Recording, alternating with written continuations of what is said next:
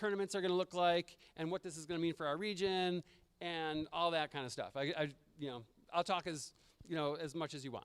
It's kind of cool. So let's start with the robot. The new robot is different. It's smaller. It has more integrated sensors in it. And I think when we moved from the EV3 to the Spike, and the EV3 had the external gyro, the internal Spike one it works better. In my experience, it's good. There's interesting things. So there's going to be there's a color sensor. They got rid of like the radar sensor or the sonar because nobody was really using it for FLL. They kept the color sensors. They obviously kept motors. They made a new kind of motor, which is kind of interesting. It's a double-sided motor where the two sides can be run independently, and it's basically like a automatic drivetrain like that you can then control. So the robot comes with, in addition to the brain, it has the sensors and the motors, and then it comes with a small controller like an RC car controller, but it's Bluetooth. And what's interesting is there's no wires in the new system. The motors have batteries in them, and you can talk to the motors through Bluetooth. And the sensors. So you're not constrained by, I wish I could put this motor here, but the cord isn't long enough, right? That's not a thing anymore. So there's a little bit more creativity there. The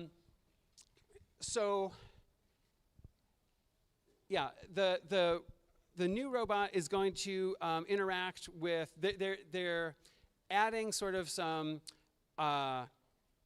computer vision aspects to it with the color sensor, and you're going to be able to do some AI training for some of your missions, and getting the robot to make its own decisions a little bit too. The biggest change, and there's a lot of changes. The biggest change is this. So currently an FLL team is allowed to be 10 kids. I know a lot of us do teams of 6 or 7, sometimes even 4. But it's been allowed to be 10. The new system, they are making teams of 4, period. You can't have more than 4, and you can't have less than 4, okay? It's exactly 4. And that's a big change, right? Let me explain a little bit, then I'll take questions. So there's going to be a driver, because there's some teleop now. There's going to be an operator. There's going to be a technician and a specialist. The technician, so here's a cool part. So you know how the current games are like the whole table is 8 by 8, but it's 2 4 by 8 sides, right? And you do one cooperation mission across the table. The new game is on the same 8 by 8 square, but you actually run 4 teams at a time on 4 by 4 mats, okay? And there's cooperation between the 3 teams, okay? Very interesting. There's less missions on the table, but the missions are more interesting and dynamic. Some of the missions have motors in them. Some of the missions have sensors in them. Okay? And so you have a driver and an operator for your robot. You also have a technician that controls the missions, right? The mission models get controlled by kids. And then the fourth person, the specialist, is a human player, like FTC and FRC have. Okay? So that human player can, put things on and off the robot and interact with and actually do some of the scoring too, which is interesting. Like in FRC this year, the human players can throw balls into the basket in addition to the robots. So they're trying to make it a little bit more similar to the other programs. But that's very different. Now, in terms of the tournament, like the day, like what we're doing today, the only thing that's going to be different about the tournament, so it's interesting, because on the one hand, you have twice as many teams because all the teams are smaller, but you're running 4 teams at once on a table instead of 2, so the day will take the same amount of time, okay?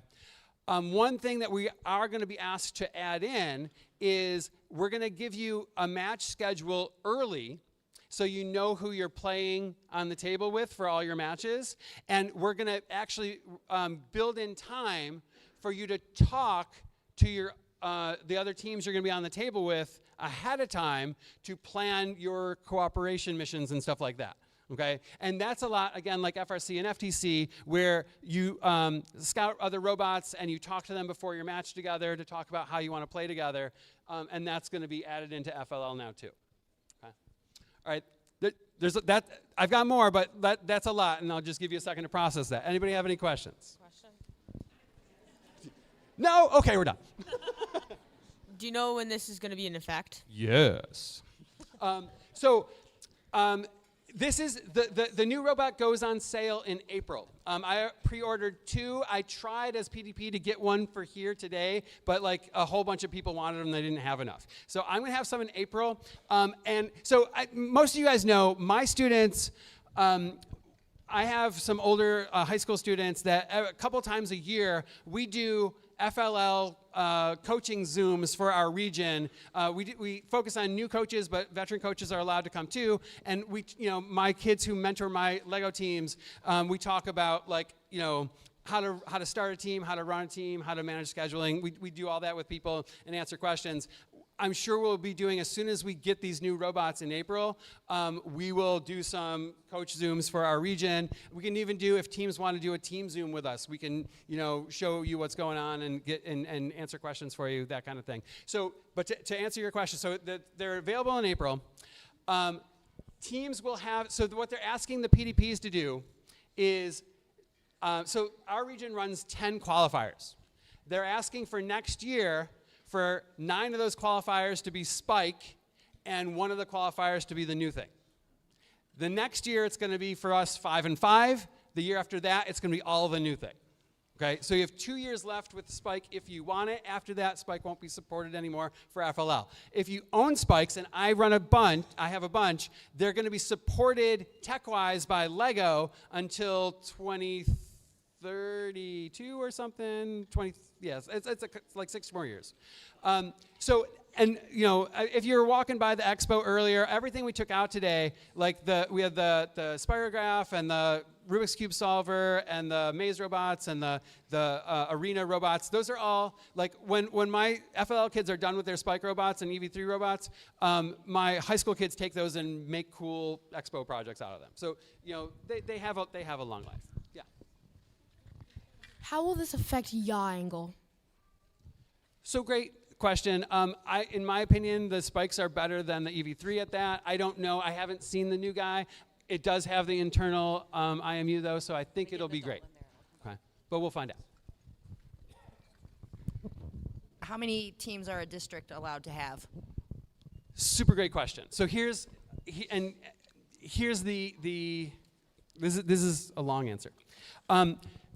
A school can do however many teams they want. So they didn't say this officially, but they were sort of like hinting it. I believe team numbers are going to start over. And this, I have mixed feelings about this. Because if you're like a team of 12 kids or whatever, and you're being told you got to split into 3 teams, who keeps the team number, right? I think when you register for the first time with the new robot, you're going to get a new team number. Okay, so you can keep your name, but your numbers are going to roll over into something else. So here's what they don't want is they don't want to have to do a huge number of qualifiers. So if I think the model they're looking for most people is if you do a bunch of teams, like let's suppose you've got 20 kids in your school that want to do FLL.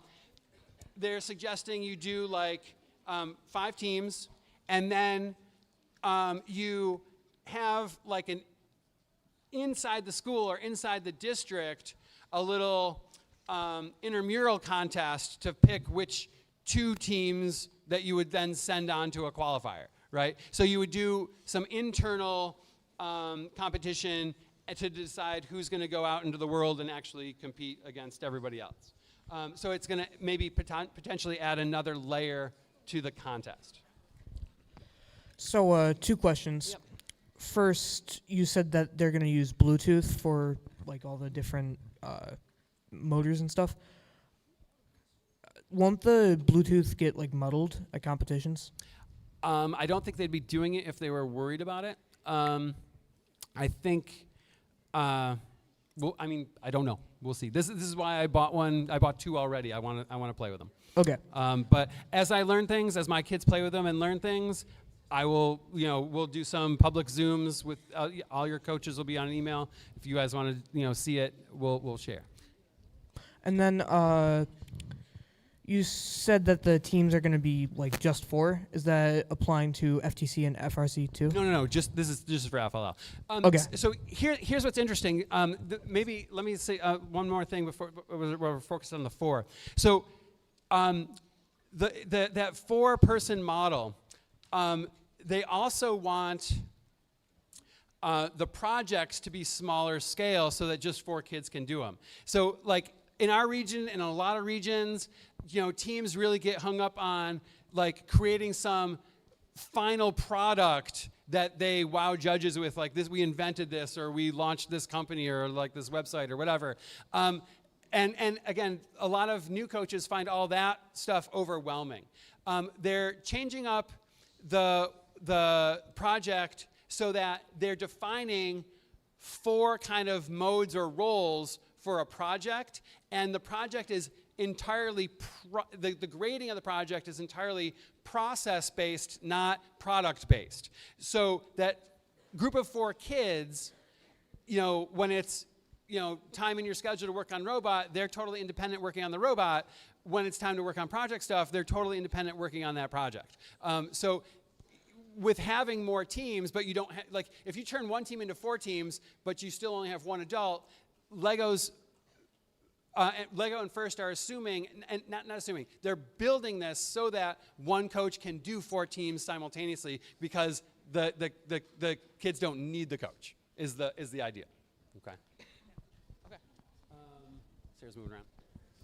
I have 2 main questions. My first question is how much money will be spent per robot, and which is a big concern because a lot of people have 10-player teams for a school. Yeah. And how much will the game pieces be, etc.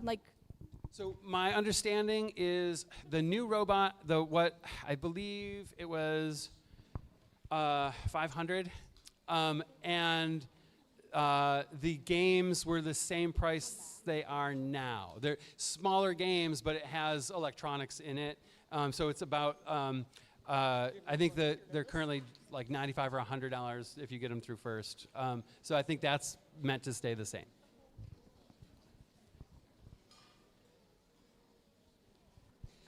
Next question. Is the 4-person per team for everyone but next year, or is it just the teams that are switching? So we are going to continue, everyone is going to continue to do Spike for 2 years.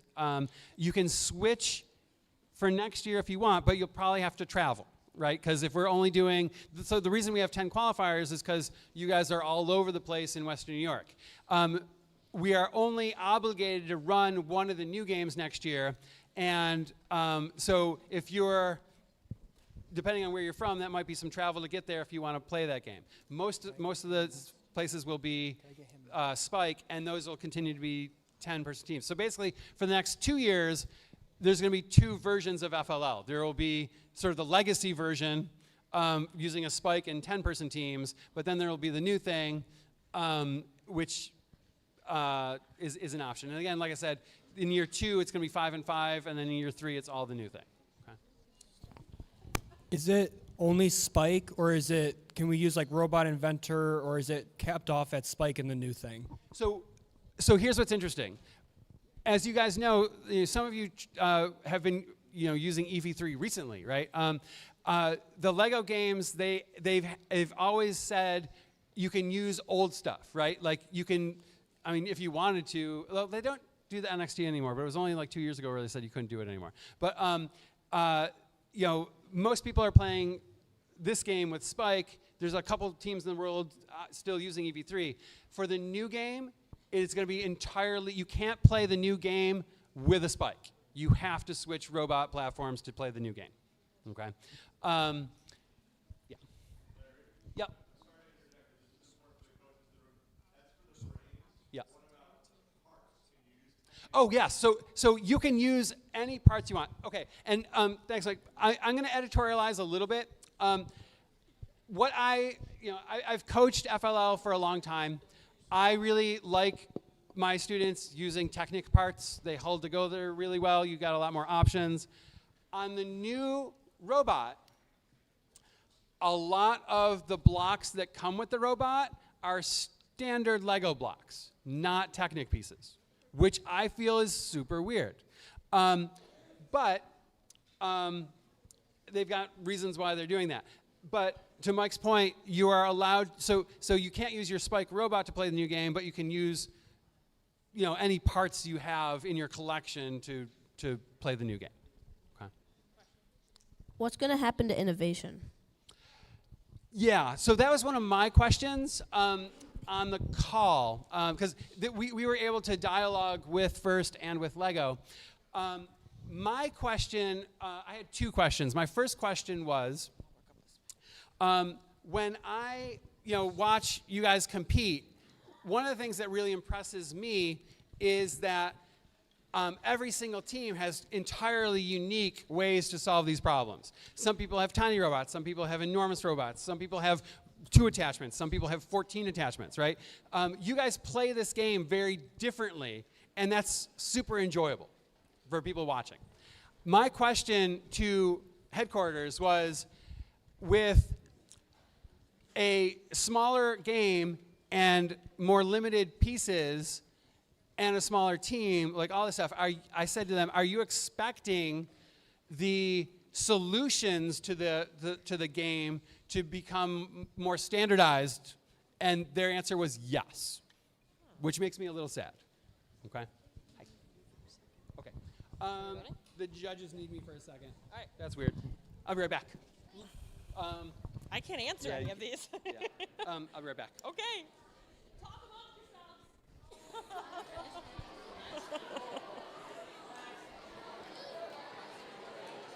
Since there's like less.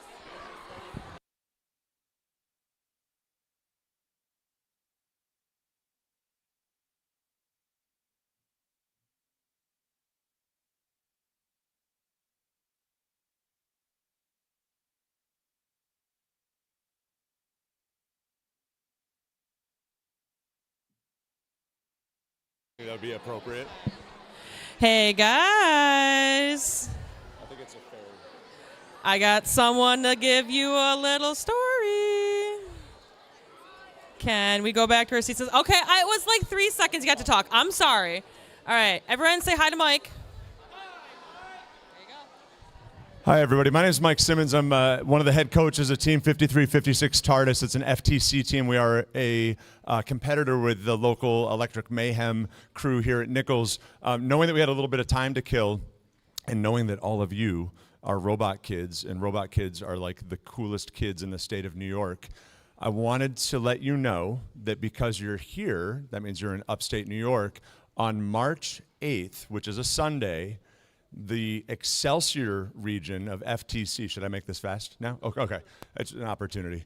Larry and I are both coaches in the Excelsior region, which is all of New York State minus the city and Long Island. We have about 92 teams. And on Sunday, March 8th, Larry's team and my team and 30 other teams with the microwave-sized bots that play on the 12x12 field, we will be at Mohawk Valley Community College in Utica at the Jorgensen Fieldhouse for a free 32-team tournament, at which 4 of the teams there will punch a ticket to the World Championships in Houston, Texas, where there will be 336 teams from Romania and Australia and Arizona and everywhere in between. So if you cool robot kids are close enough to Utica to make it worth a trip on a Sunday, I would highly encourage, I know Larry is going to agree with me on this. He didn't know I was going to announce this, but we would love to see you guys there, because that is the next step, or I should say one of the next steps that you can take within FIRST, and it is super, super duper cool. So, and while I have the microphone, because I don't go to this school and I don't work here, can all of you cool robot kids thank Sarah and Larry for hosting you guys today? It's a lot of work. Thank you. Thank you, Mike.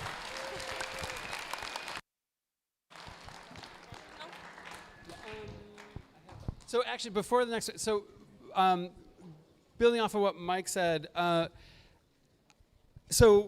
last thing I said before I got called out for a second is that they're expecting the solutions to be a little bit more standardized, and I asked why, and so maybe some of you are aware that there was FLL and FLL Junior, and then recently it's been FLL Challenge, which is what you guys do, but in your district you might have FLL Explore, FLL Discover teams as well, which are for younger kids.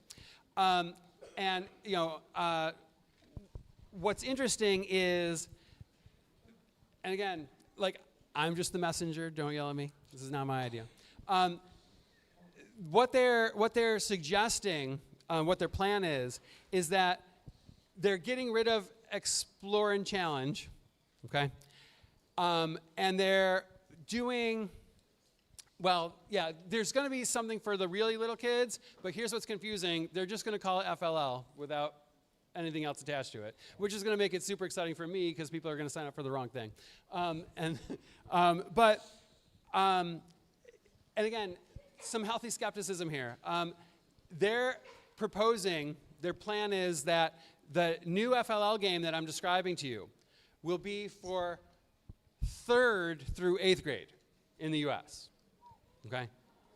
And again, my question for headquarters was, if this game is simple enough for 3rd graders to do, are 8th graders going to be interested in it for a whole year, right? Because our kickoff is in August and we play till April. That's a long time to be concentrated on a game that's potentially very easy, right? If it's made for 3rd graders. And then if it's made for 8th graders, are the 3rd graders going to be overwhelmed by it and get crushed when they go places, right? So I asked why they're doing such a wide range of ages. I don't know that I really liked their answer. They didn't really have an answer, but I feel like their answer is, again, this is my interpretation of what they were getting at. I think what they're trying to do is encourage people who are like 7th and 8th graders to not do Lego, but do FTC instead, okay? Which is an interesting push, okay? Again, that's not coming from them. That's my interpretation of what they were saying. So don't quote me on that. All right, 10 Yeah, to 15 questions. minutes. Yep. So I have a few questions. Oh, okay. What happens to the spike systems once Lego stops working on them in 2032? So, I mean, it's kind of like the life cycle of the EV3. A lot of people have donated EV3s to like after school programs and stuff so that they can be used by other folks. Like I said, my high school kids use EV3s still for some of their side projects. And what's interesting is there's some third-party people, like, I don't know if you're familiar with, there's a group called PyBricks where you can reflash EV3s and even spikes and keep using them. So even though Lego doesn't support them anymore, like, you can put new different firmware on them and keep using them through third-party stuff. And that's really fun and really, a great thing for older kids to do. I see your hands, but I'm just going to let Sarah come around with the mic. If since the team only has 4 people, no more, if somebody's sick, does the team have? If somebody's sick during a competition, what happens? I don't know. That question was asked on the Zoom a couple times, and we didn't really get a great answer for that. I don't know. If there's 5 kids on a team, what will happen to the extra kid if, for the team? They can't come to the table. They can't go in the judging room. They can cheer from, outside the table area. I have a question. Was Lego Drive for the judges or the kids? Because it's really confusing how Spike is all laid out, and this is just a simple format. Yeah, I think the new format, I do like the getting away from wires. I think that there's a lot of potential for creativity there. The simpler format, I think, again, goes with the fact that they want to use this brain with the younger kids. And I'll say this too. So currently, the Explore kids and the Discover kids use a different set of blocks and maps for their games. In the new system, the youngest kids will still use the same FLL game that we're using, but they'll just have like nerfed rules for how they play with it. Okay, so in that sense, a school can use those same resources with a bunch of kids rather than having to buy different things for different age groups. Also, just to be clear, for the next 2 years, like whatever the theme is next year, there will be a 4x8 like spike game. There will be a 4x4 new thing game. They're not the same, right? So it's not like you have to play the same game with the different robot. Yeah. What's the motivation behind this? Is it like innovation, or is it the fact that there's multiple like 10-person teams which would have to split into two, and each team would have to buy like a $500 thing? So, or is it motivated by the money or by innovation for it? So, because it seems to So be like that there doesn't was- really seem to be an actual good reason for it, in my opinion. So, but okay. yeah, again, I'm just telling you what I know. I will say this. All right, listen up. That question was, besides the questions I just asked, I just mentioned about like, why they're changing the age groups, why they're making it easier. The most asked question was exactly what you just asked. It is very easy to be cynical about this and be like, oh, this is just a cash grab from Lego because they want to sell new and different robots to everybody and sell way more of them. And that's why I sort of started with their rationales. Again, what they're reacting to, because Lego has been a partner with FIRST for a long, long time now. And, it's a really great partnership. I feel that the experience that, you guys get in FLL is awesome, and, it sets you up nicely to continue into FTC and FRC and other things. I led my intro here with the feedback that Lego has been getting from coaches. And they are adamant that the changes that they're making are in service to the feedback that they've been getting internationally from coaches. Okay.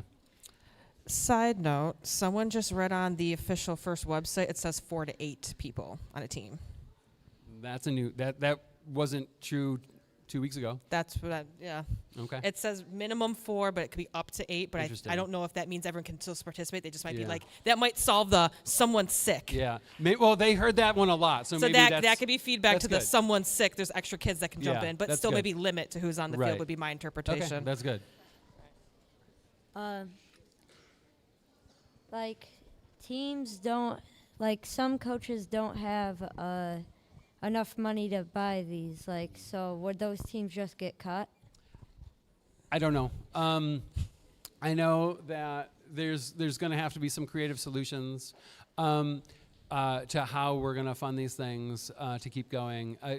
It's a conversation worth having. I've already been talking to people about how we can, get some funding for teams in our region to make this change. I love how like the students are so concerned about the cost of things and knowing how the team fully functions. Like you guys are in like middle school, like Yeah. save those big worries for the adults. You guys are here to participate and have fun.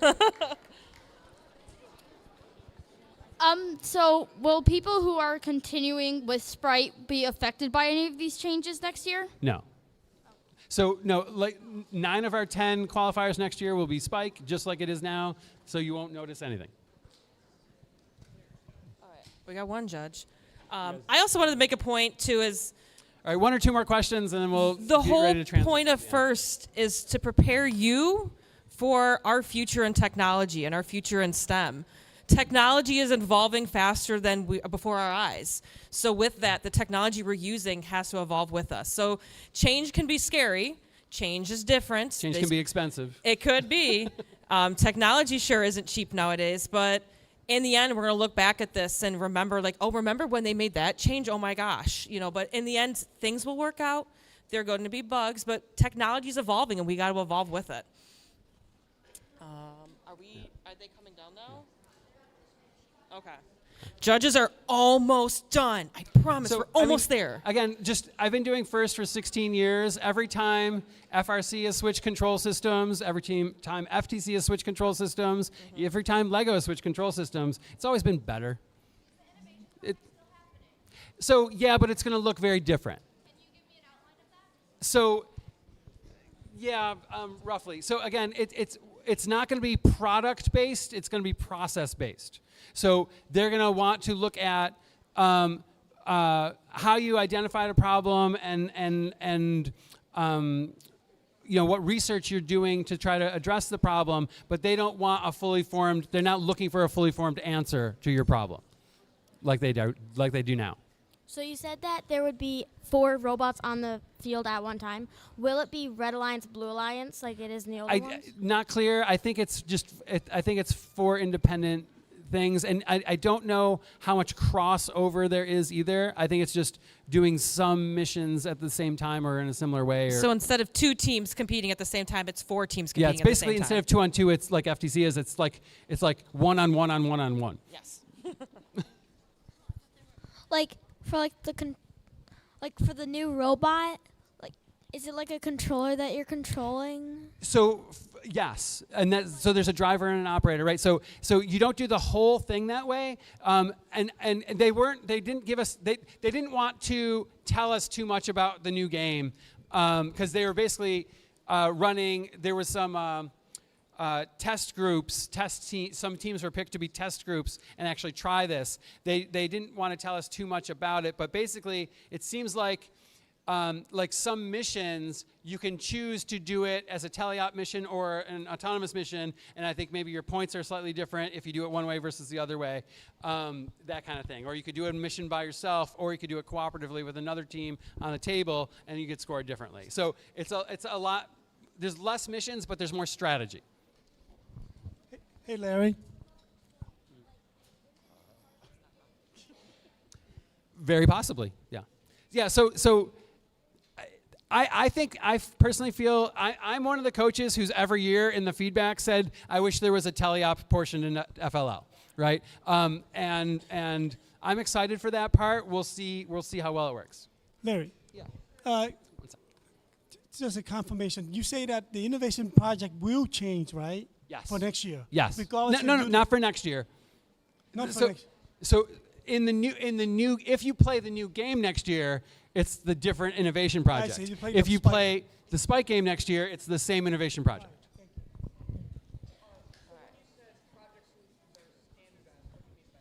So what they're expecting, the answer I got when I asked that question about standardization, because there's essentially, less options in the box for how this robot works. I think there's going to be a lot more, you'll have a greater number of teams that are solving the same mission in the same way, right? As opposed to the wide variety that we get right now, okay? But they're kind of doing that on purpose. Do you know what, electronics will be running the game board? So it'll I think it'll just be one of the new brains running the board as well, okay? Theoretically, if it is only 4 people to a team, could you train extra members just in case someone is sick? Well, I think that's what was addressed in the Q&A that they found from online. It sounds like they're backing off on the hard 4, and I think that's a good thing because I don't think I've ever had a single competition day where all 10 kids could come. All right. Okay. Let's pass it down. All right. 2 more questions, and then we're going to switch what we're doing. So when we buy the new robots, does that come with a new programming software? How are we programming these robots? I believe it is web-based, Okay. the new one, yeah.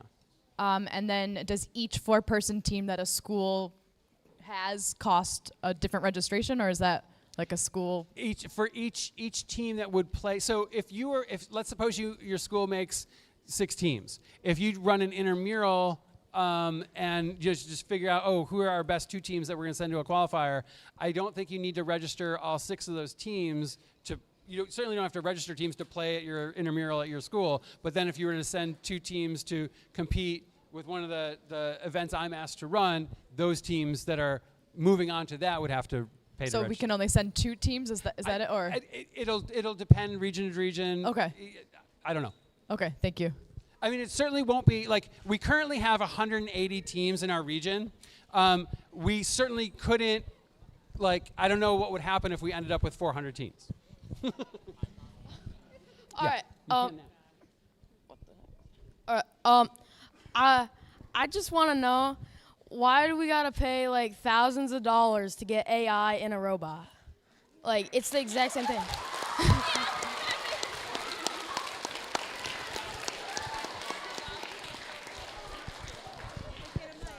So, I think what Sarah said, stuff is changing, and I don't work for Lego. I don't represent Lego. They were asked by First to make a new game that addressed the 3 or 4 concerns I started with that they were seeing in the coach feedback. Also, obviously, they are interested in pushing what these things can do, and this is the direction they decided to go in. So, as a coach and a tech hobbyist, I obviously follow AI. Is this just a move to fit in the bubble, or will mechanical still be superior, or why change now? I don't know. What I'm trying to do right now is just tell you what's coming. I was not in on this decision, other than I was, like you guys, someone that fills out the feedback forms every year. I gave feedback on what I like about FLL, what I don't like about FLL, just like you all do. And they took that feedback and created this new game. Okay? All right. Where are we? Okay. Their judges are here. What's your favorite shade of blue? Cerulean.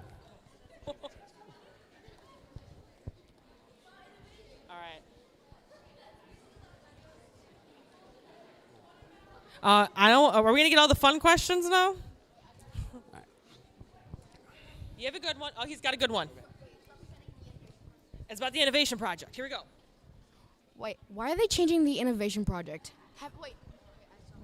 So the idea is, I guess, again, the feedback that they got from a lot of coaches was that the innovation project felt very disconnected from the robot game, even though we do these themes, right?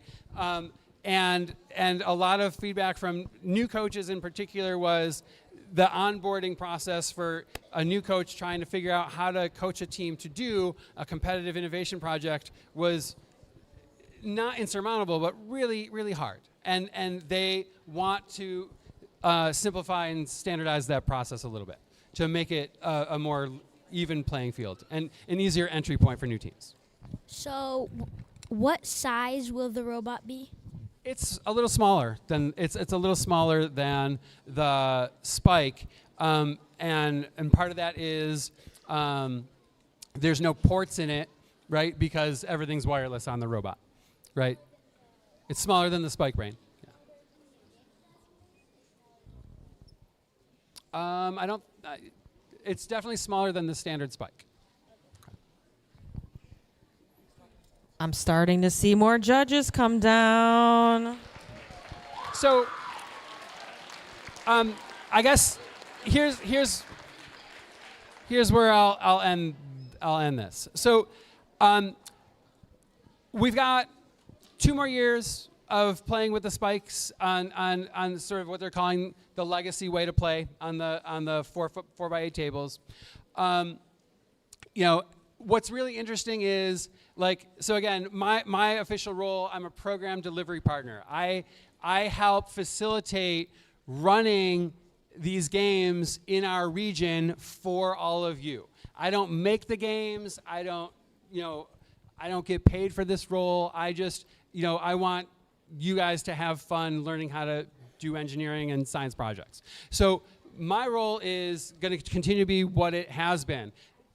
They announce a game. I figure out how to run that game for the 180 teams in our region. I'm going to continue to do that, right? We'll see what happens with registration. If a ton of people sign up for the new thing, then I'll run a couple more of the new thing next year. I'll say this. My school is planning on switching over right away next year because we don't see a reason to wait. We want to learn, we're excited about it. We want to learn what this new thing is. But no one's under any obligation to switch over next year. You can wait a year or two. Okay. So yeah, like I said, I'm gonna get 2 of these in hand in April when they ship. My kids are gonna put them through their paces and see what we can do with them. And at that point, we'll send out to our mailing list for all the coaches. We'll run some public Zooms where we can answer more questions once we have them in hand and see what they can do and stuff like that. Okay. So thank you guys. I hope that was worth listening to.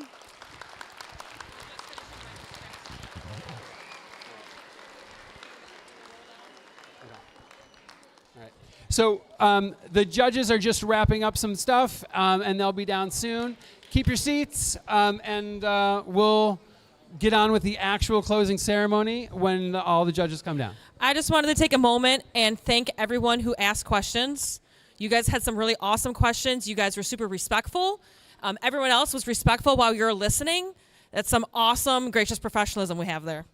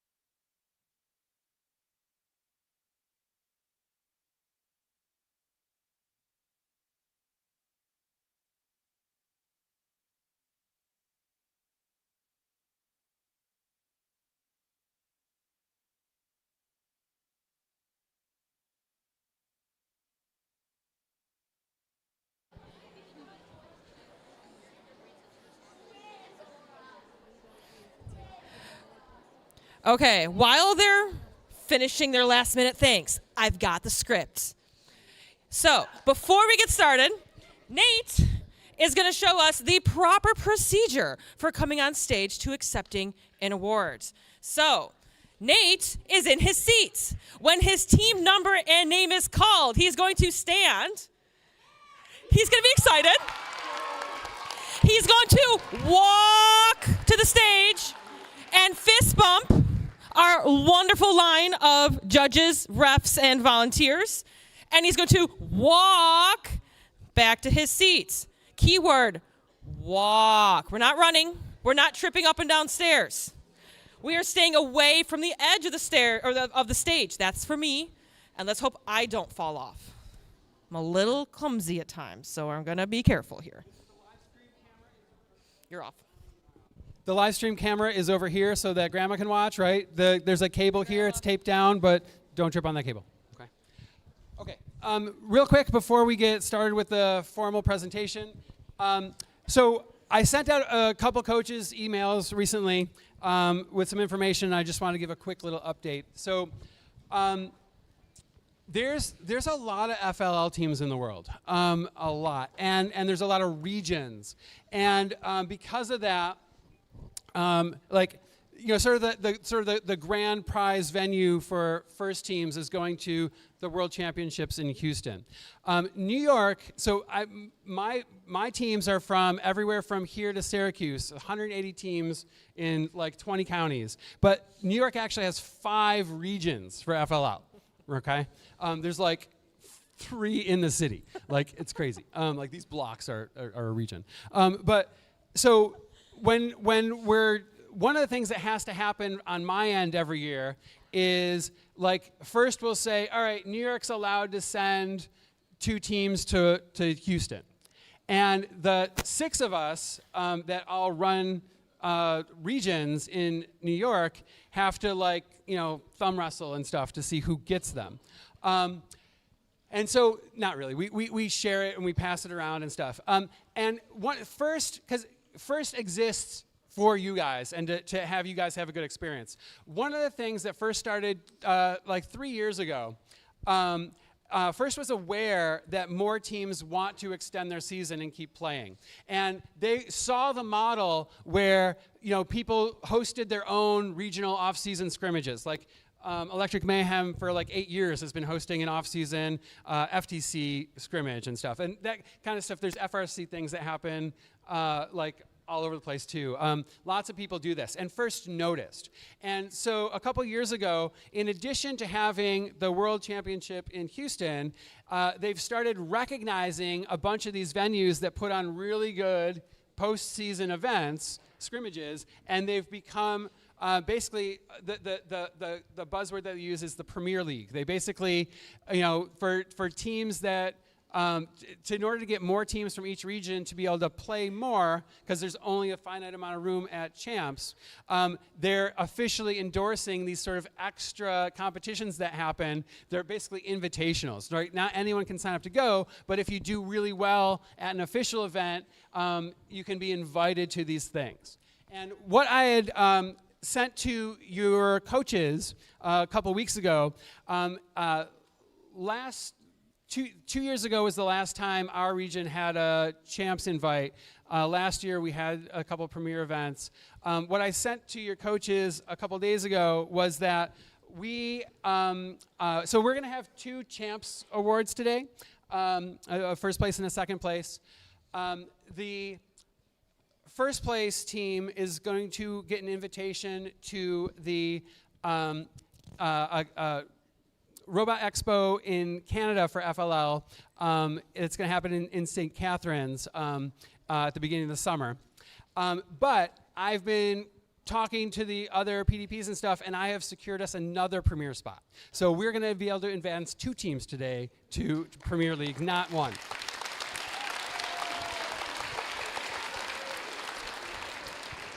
The second team is going to get an invitation to an event in New Jersey that's also in the summertime, okay?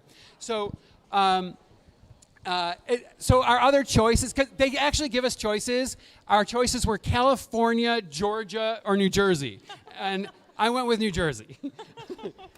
Okay, so I just want to people, make sure everyone understood what we're talking about here. So we are going to advance 2 teams. We got a whole bunch of awards on the table, and it's time to give those out so we can all go home. I'm turning it over to Sarah.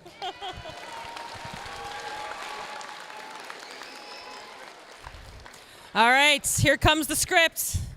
I apologize in advance if I don't pronounce names correctly. I've just quickly briefed through it. I will do my best. First, we want to thank our first Legally Global sponsors, Lego Education and the Lego Foundation, in addition to Rockwell Automation, our division sponsor. We also want to say a big thank you to our tournament sponsors, Nichols School and Rochester Community Robotics.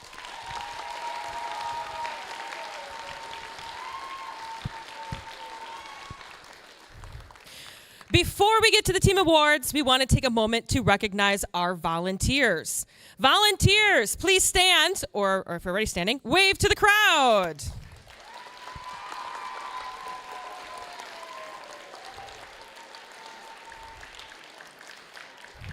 No words can adequately express our appreciation for you. No tournament can happen without the support, time, and commitment of our volunteers. At every tournament, there are those individuals who are the go-to people and the make-it-happen people. There's no such word as impossible people. Each year, we recognize a volunteer that has made significant contributions to FIRST in our region. This year, we are recognizing 2 individuals that have each put in hundreds of hours over the last several years to ensure that our events run smoothly and professionally. Kickoffs, qualifiers, champs events, scrimmages, summer camps. They help with logistics, setup and tear down. Without them, we would not have a scoring app, a live stream, or game commentary. They are graduating from high school this year, and they have spent the years training their replacements. I'm sure they will continue to serve FIRST for years to come. Please don't leave me, guys. I'll miss you. Congratulations to Hamid Hussein and Nate Gorton. Come on out, Hamid.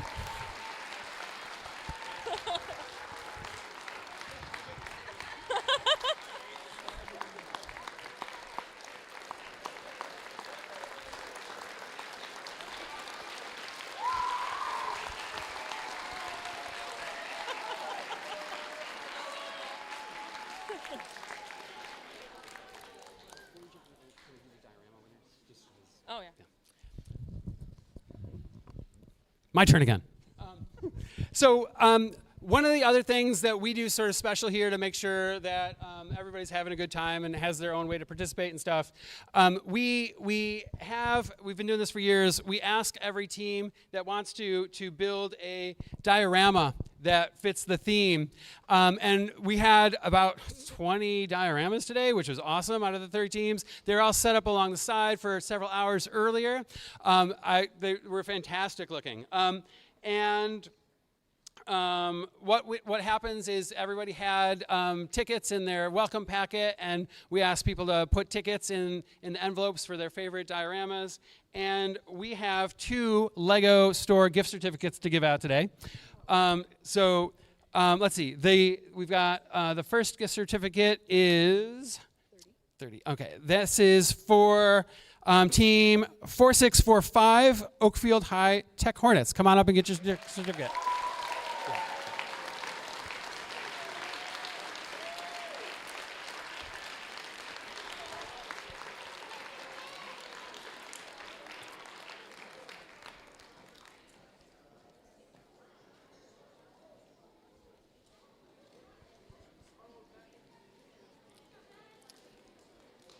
Congratulations, guys.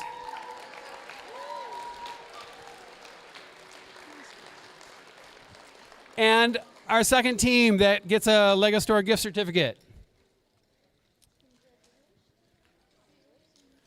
Congratulations, guys. Let's see. Team 26738 Buffalo Tooth Fairies.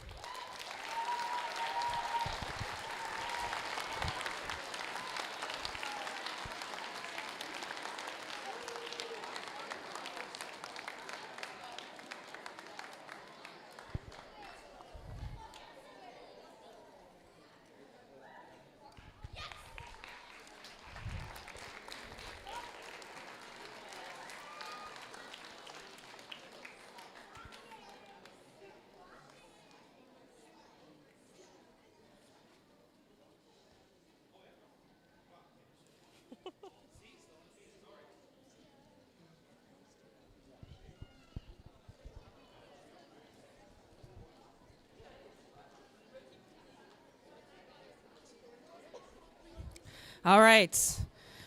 This might be a tough ask. Coaches and mentors, please stand. Teams, take a moment to tell your coaches how much you appreciate everything they've done for you.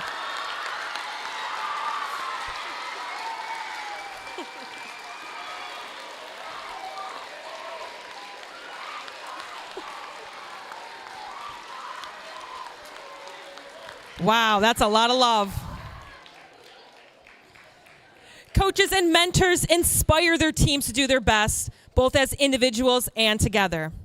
This award goes to the coach or mentor whose leadership and guidance is clearly evident and best exemplifies the first core values. Now I'd like to present the Coach Mentor Award. We will be presenting 2 Coach Mentor Awards. The first coaches team said the following about this very special person.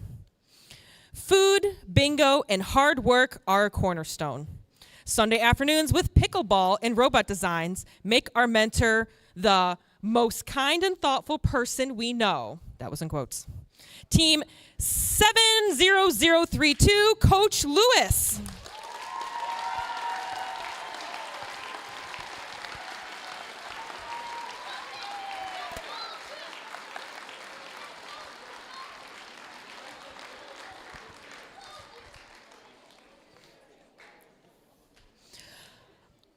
Our next coaches team said the following about this very special person. Our coach always listens and gives us feedback, which helped us get this far. We always have fun, even during the most stressful moments. From team 3220, Coach Lydia.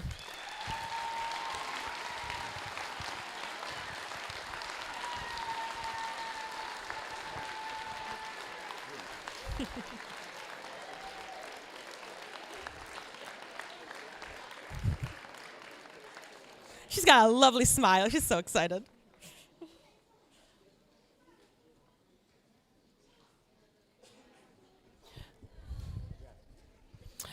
All right, on to the team awards. We have 2 awards to give in each category. The Core Values Award. This award celebrates a team that displays extraordinary enthusiasm and spirit, knows they can accomplish more together than they could as individuals, and shows each other and other teams respect at all times. Our second place Core Values Award goes to Team 12891, Electric Mayhem.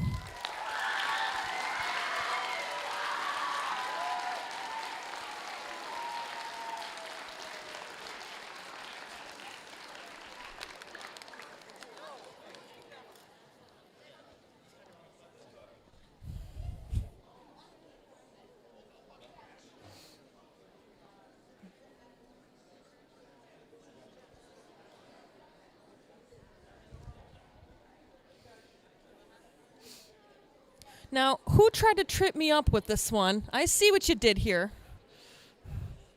This is going to be a tricky one. I'm going to try not to mess this up. The judges have this to say about our first place core values team. A flock of flightless FLL, fun-loving, fast-thinking, filter-researching, fantastic 5. The judges say, here is a team that cannot wait to share what they learned and what they can do. The first place Core Values Award winner is 65374, the Problematic Penguins.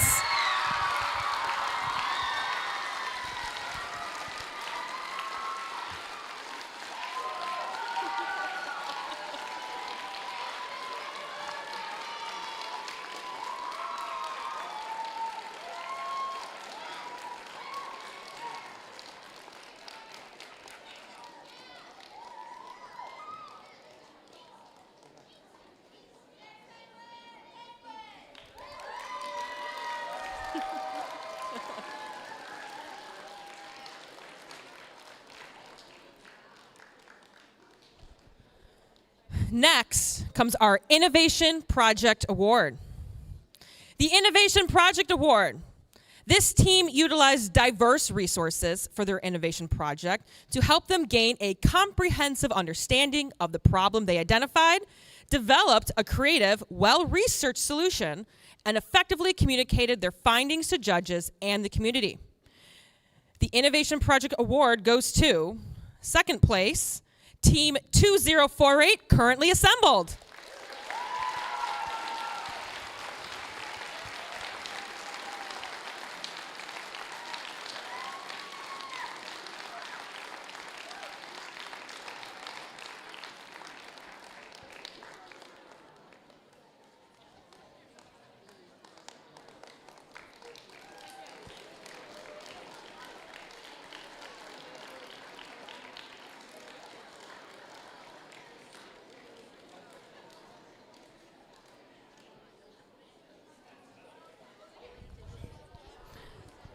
All right.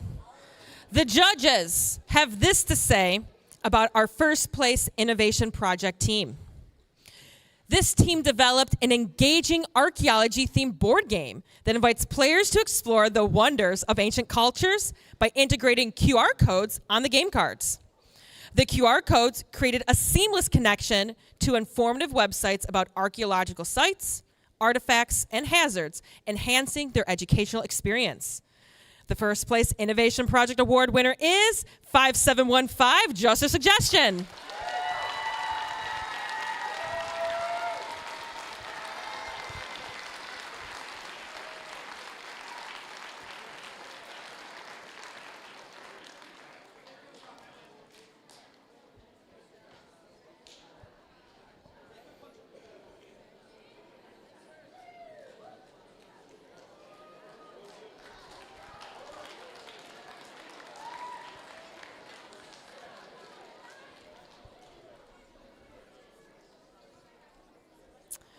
We now move to the Robot Awards, beginning with our Robot Design Award. The Robot Design Award. This team used outstanding programming principles and solid engineering practices to develop a robot that is mechanically sound, durable, efficient, and highly capable of performing challenge missions.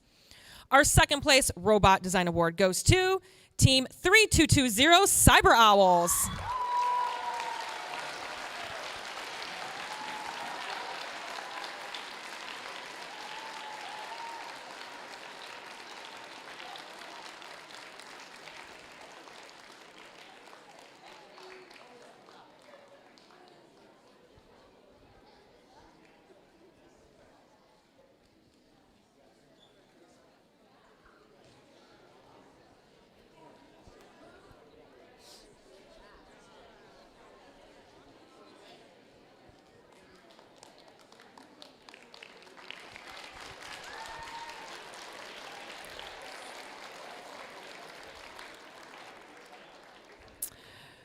For first place, here's what the judges had to say about this team and their robot.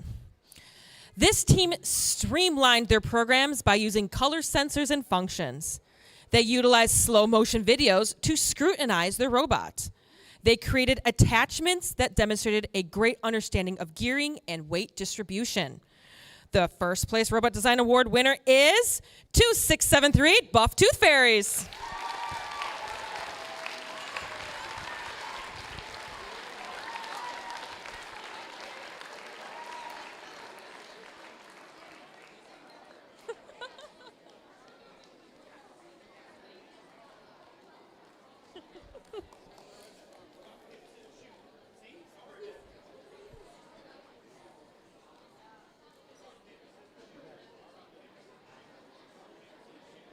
They're getting hung up at the rock, paper, scissors.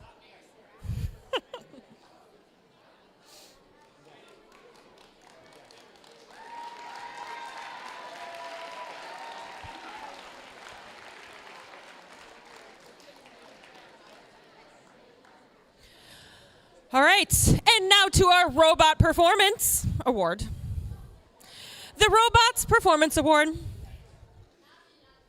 This award celebrates a team that scores the most points during the robot game. Teams have a chance to compete in at least 3 2.5-minute matches, and their highest score counts. With a high score of 390, the second place Robot Performance Award goes to 57310, The Peeps.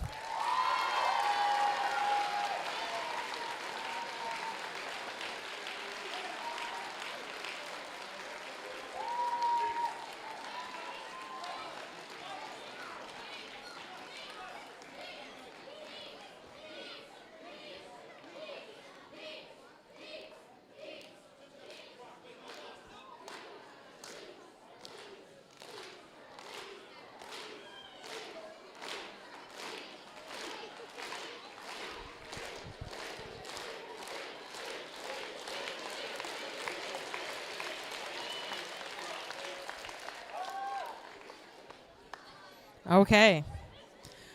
With a high score of 430, the first place Robot Performance Award goes to 7465 Rio Supernova.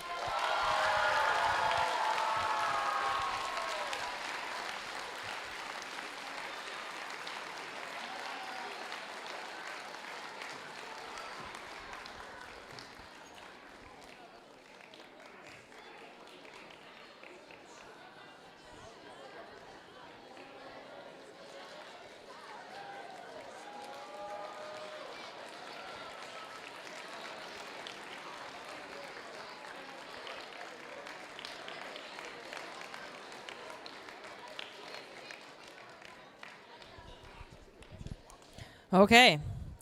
Our next award is the Judges Award. Oftentimes, the judges see something that doesn't quite fit into the traditional award categories, and they feel is deserving of an award. This year, the Humble Comedians Award is given to this team. I am pausing on, so you listen. For this reason, this team brought big laughs and even bigger heart, delivering a polished, energetic performance that showed just how well rehearsed and connected they are. Their humor felt natural, their chemistry was undeniable, and they uplifted one another every step of the way. Most of all, they stood out for their genuine humility, proving you can all be confident, hilarious, and gracious all at once. Congratulations to 42407, the Androids.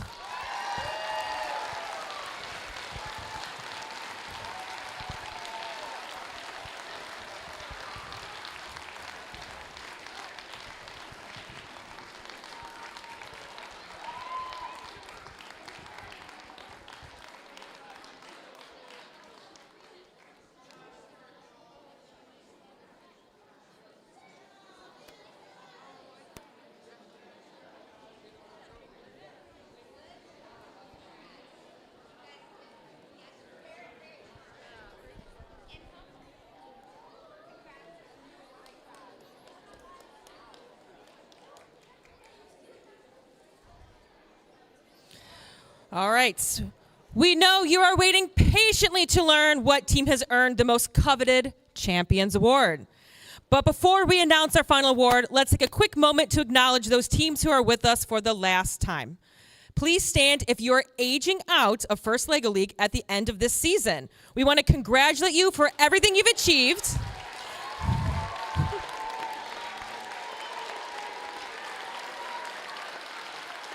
It's okay, don't cry. There's still more firsts for you.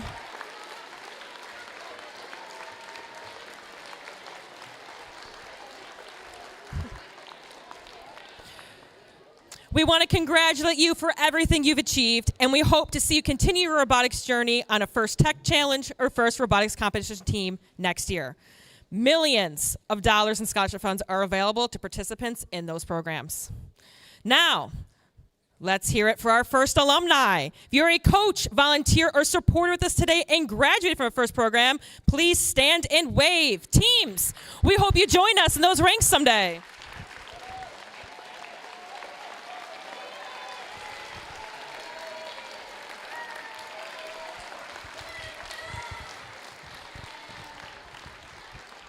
Seriously, it's the best fun ever. Finally, we have come to our Champions Award. The Champions Award celebrates a team that embodies the first LEGO League experience by fully embracing our core values while achieving excellence and innovation in robot performance, robot design, and the Innovation Project.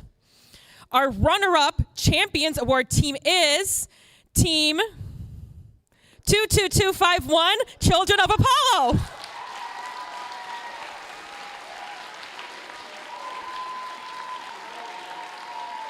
Walk, don't fall. I know you're excited.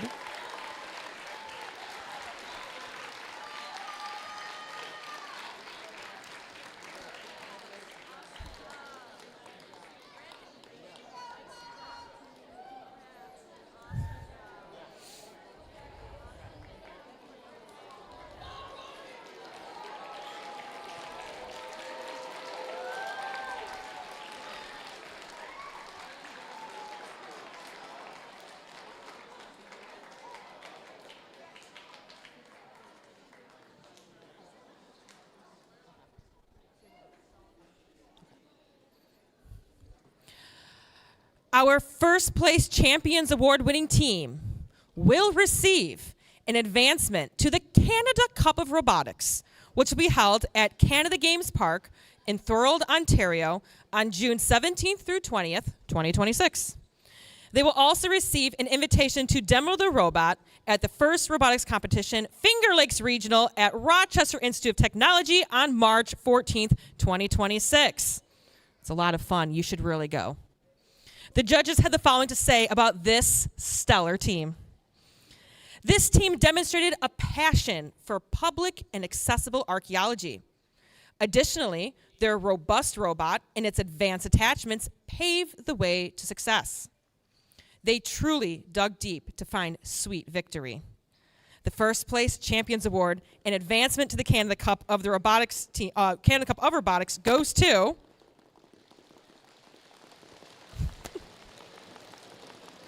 57310, the Peeps.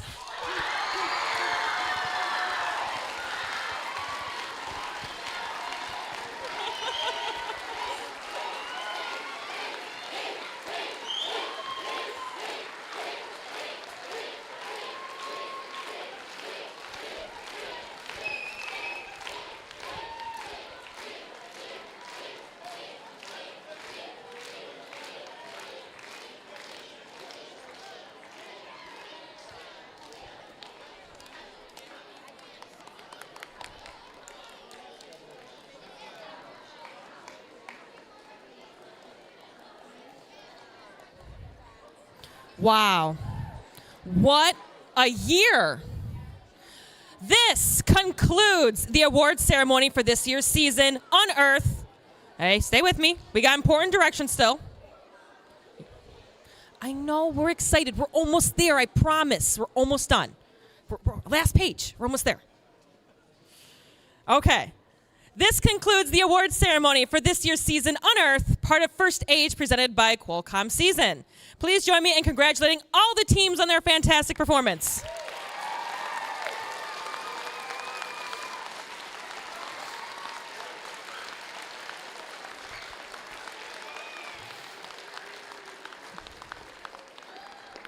Just as a reminder, teams will receive their rubrics immediately following the award ceremony. Please send one mentor to the stage to collect your rubrics and feedback forms.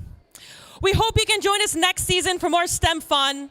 To learn more about our other programs, please visit our website at www.firstinspires.org.